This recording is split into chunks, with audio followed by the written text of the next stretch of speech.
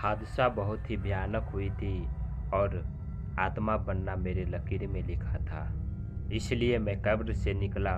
अब आप लोग ही सोचें कि उन दुश्मनों की लकीर में क्या लिखा था। अभी हाल में ही मेरी एडमिशन हुई थी न्यू कॉलेज में। मैं तो खुश था ही, क्योंकि मुझे जो नए नए दोस्त मिल गए थे। दोस्तों के साथ 8 महीना बीत गए थे, पर उनके स्वभाव से मुझे ऐसा ना लगता था कि ये ऐसा भी कर सकते हैं। 2021 आने वाली थी, इसलिए न्यू ईयर की सब लोग तैयारी कर रहे थे।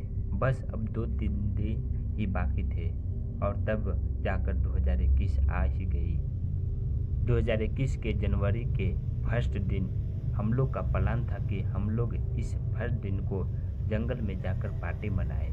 हम लोग सारे दोस्तों का ये प्लान था। हम लोग पहुंच चुके थे जंगल। हम टोटल व्यक्ति वहाँ 6 थे। दिन तो बहुत अच्छे से ही बीती, बनाए खाए पार्टी मनाए सब कुछ किए।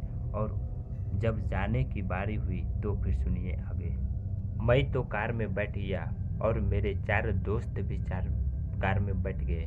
जैसे ही मेरे एक दोस्त ने ड्राइव करने के लिए कार को चालू किया, वैसे ही मैंने बोला, भाई लोग, मोहन अभी तक आया नहीं है। वे लोग भी बोलने लगे, हाँ भाई, अभी तक वो आया नहीं है, जाना है हम लोगों को जल्दी से, शाम हो चुकी है। हम लोगों ने आवाज़ लगाई, मगर मोहन आया नहीं वापस।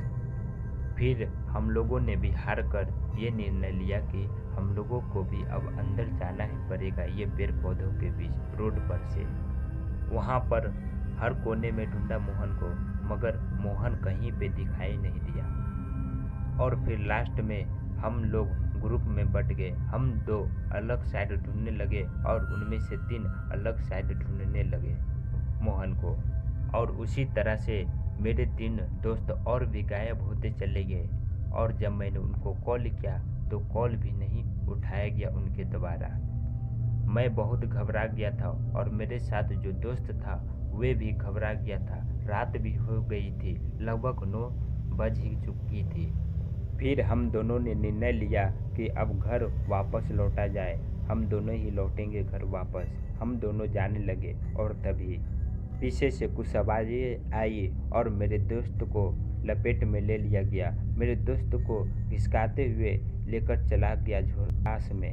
मैं डर गया और मैं फिर वहाँ से भागने लगा डर कर।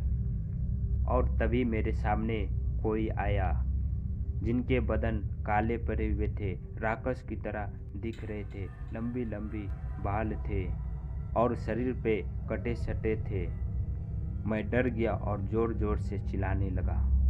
तभी उसने बोला, डरो मत, मैं तुम्हें कुछ नहीं करूँगा। जिसने मुझे नुकसान पहुँचाई है, मैं उसे नुकसान पहुँचा चुका हूँ। फिर मैंने कुछ हिम्मत की और उससे पूछा कि तुमने मेरे दोस्त को क्यों मारा। वो बोलने लगा कि जिस तरह से तुम इन लोगों के वो दोस्त हो, उसी तरह से एक दिन मैं भी इन लोगों का दोस्त था, मगर उसके पहले का दुश्मन थे।